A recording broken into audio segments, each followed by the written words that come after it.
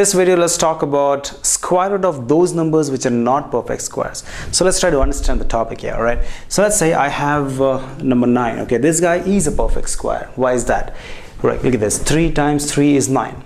Right, that is a perfect square when I can get any number by multiplying an integer by itself. That's 3 times 3 is 9. Fine, I understand that. Right, but how will I get the square root of 20? Look at that. 20 is a number which is not a perfect square, but I want to get the square root of this number. How will I work on this thing is the question. Right, so this is what is the whole session about. Let's see how to get the square root of 20. For that, I'm using this diagram. Let's say that is A, that is B, and that is C.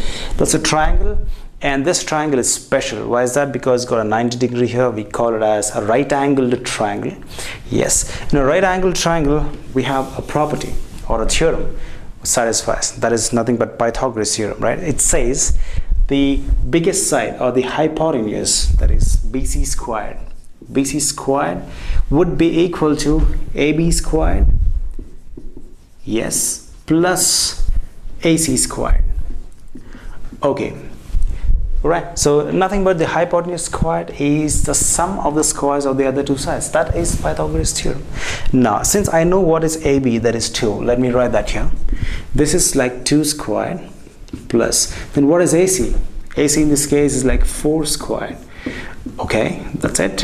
What is here is BC. I'm looking for BC itself. So what's happening here now? That is 4 and that's like 16. Okay, and if you add these two guys, you get 20. Look at that. I have BC, the whole square is 20, right? So in the sense, if I remove the square here, I get BC would be equal to square of 20. Now that means the length BC, okay, we also call as the length of the segment BC, or the length of this line will give me the square root of 20.